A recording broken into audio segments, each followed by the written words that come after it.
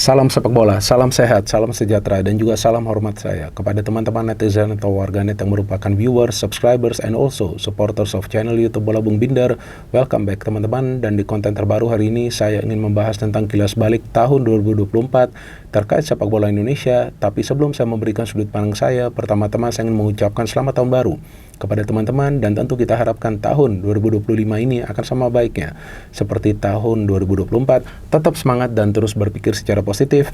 Selain itu juga saya ingin berterima kasih kepada teman-teman yang mendukung kemajuan dari channel YouTube Bola Bung Binder, karena hingga hari ini jumlah subscribers telah melewati 1.076.000. Luar biasa dukungan yang teman-teman berikan, dan saya harapkan dukungan dari teman-teman akan tetap konsisten agar channel ini bisa terus berkembang secara pesat. Dan jangan khawatir, karena saya akan selalu memberikan analisa secara logis, pakai akal sehat, dan tentunya fair alias netral. Maka itu seperti yang selalu saya katakan dan saya tegaskan, bahwa Triple B bukan saja singkatan dari Bola Bung Binder, tapi juga artinya Binder bukan bazar. Senggol dong. Tapi jujur luar biasa loh dukungan dari teman-teman, karena berkat juga dukungan dari teman-teman, tahun lalu channel YouTube Triple B mendapatkan yang namanya Gold Play Button dari YouTube. Dan saya memang mengapresiasi lah dukungan dari teman-teman, dan juga begitu banyak komentar yang kalian berikan di kolom komentar di bawah setiap konten dari channel YouTube Triple B. Ada juga banyak saran yang kalian berikan. Ya, saran-saran yang kalian berikan yang bisa kita ikuti, tentu akan kita ikuti. Anyway teman-teman, tahun lalu Timnas Indonesia kita meroket, dan juga Persib Bandung menjadi juara dari Liga 1 musim 2024. Persib Bandung menjadi juara setelah 10 tahun.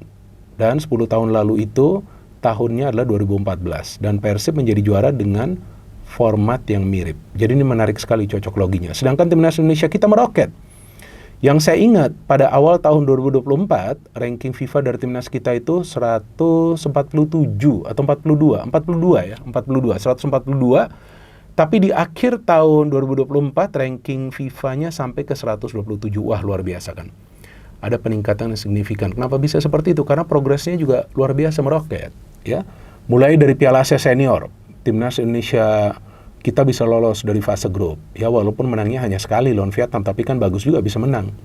Ya, dan secara permainan juga, ya kalau menurut saya impresif lah. Itu juga diakui oleh pelatih dari Australia, sampai pelatih dari Jepang dan juga Irak. Lawan Irak juga kita mainnya gak buruk ya, sempat juga menyamakan kedudukan. Dan di Piala Asia U23 bisa lolos loh sampai semifinal. Bahkan hampir lolos ke Olimpiade, sayang saja kalah di playoff lawan Guinea ya. Tapi saya pikir sudah bisa lolos ke semifinal sudah luar biasa, membuka mata dunia lah, membuka mata internasional. Bahwa Indonesia punya potensi lah untuk juga bersaing di level Asia. Dan setelah itu Timnas Indonesia kita lolos ke round 3 babak kualifikasi Piala Dunia tahun 2026 zona Asia. Wah, luar biasa ini. Padahal di pertandingan awal di round 2 itu dibantai loh di Irak kan. Dibantai 5-1. Tapi bisa lolos ke round 3 dengan mengalahkan Filipina ya, di pertandingan terakhir dengan skor 2-0. Artinya nih kita bisa menyingkirkan Vietnam 2 kali nih di fase grup kan. Yang sebelumnya kita tahu lah Timnas kita juga kesulitan untuk menang lawan Vietnam, apalagi lawan Thailand. Tapi artinya sekarang kan sudah ada progres ya. Dan di round 3 ya sekarang ini poinnya sudah 6 loh teman-teman. Dan sementara berada di peringkat nomor 3 klasmen sementara grup C. Ya artinya memang ada peluang yang real. Ya ini peluang di depan mata nih untuk bisa lolos ke Piala Dunia. Apakah itu langsung atau melalui round 4? Ya kalau bisa melalui round 4 juga gak masalah. Tapi nanti ditunggu lagi lawan-lawannya siapa saja kan. Tapi yang paling penting ini progresnya sudah kelihatan. Ini bukan progres palsu, enggak. Dan bukan secara kebetulan. Nah ini juga harus kita pahami. Bukan secara kebetulan. Ini ada sinergi yang baik. Mulai dari federasi yang didukung oleh pemerintah sekarang, ya kan, hubungannya harmonis. Federasi dengan pelatih dan pelatih dengan pemain, dan sebaliknya juga pemain dengan pelatih dengan federasi. Jadi ini adalah hubungan yang sangat harmonis yang belum pernah sebelumnya saya lihat.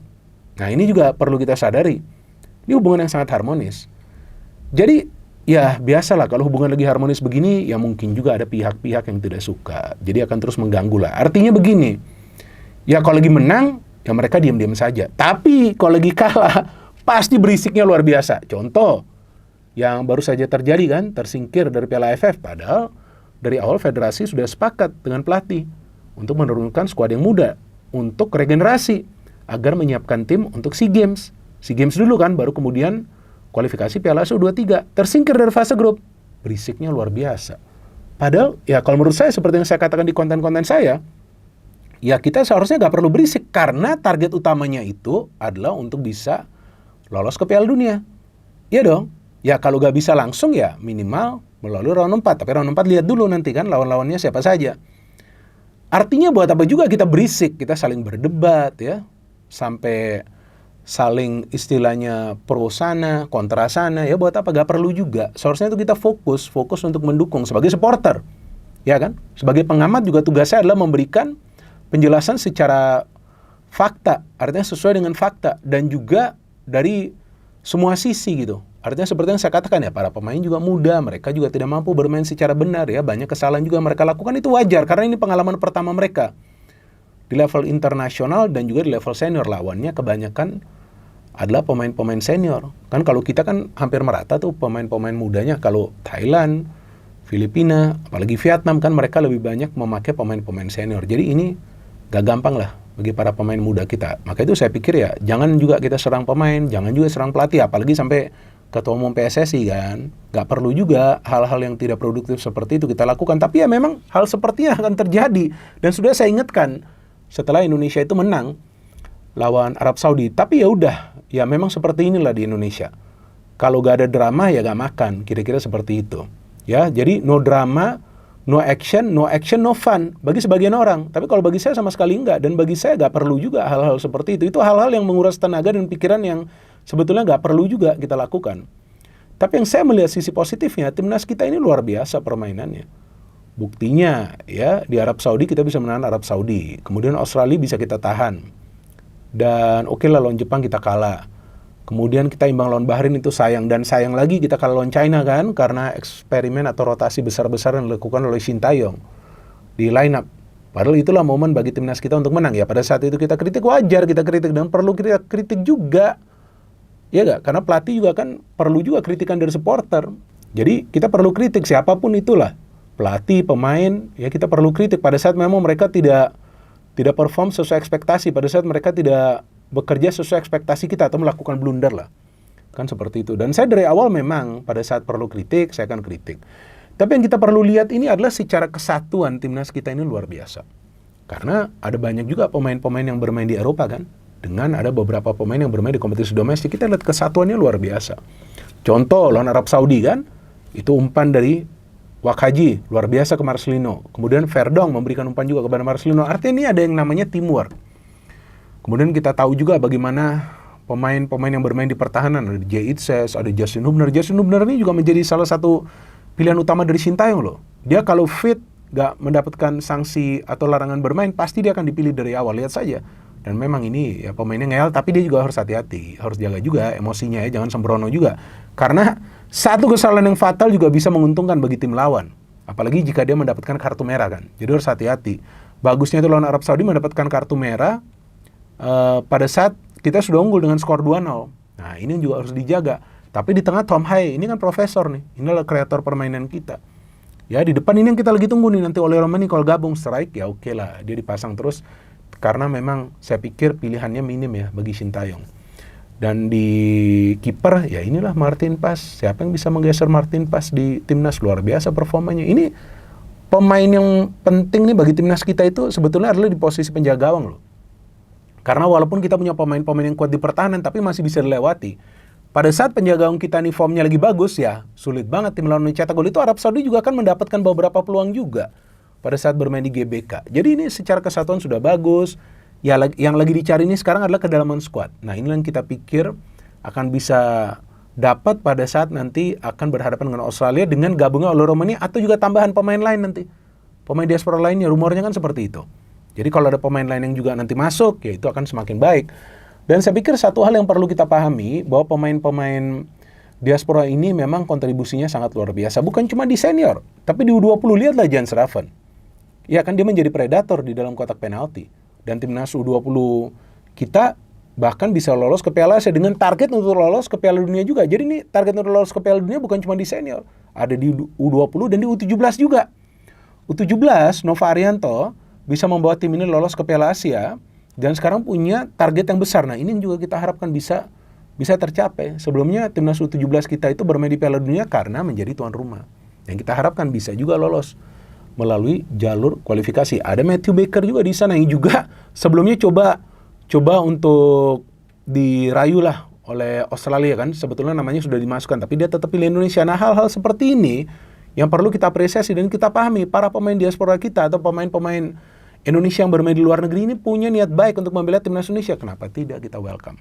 Dan saya selalu mengatakan bahwa tanpa hadirnya para pemain Indonesia yang bermain di Eropa, maka akan sulit bagi timnas kita untuk perform. Ya, performnya itu semacam apa? Perform untuk bermain di level tinggi. Nah, seperti yang sekarang sedang dilakukan. Ya, tapi sekarang kan tahun 2025 ini yang kita tunggu lawan Australia. Ini lawan Australia dan juga lawan Bahrain ini yang menjadi kunci.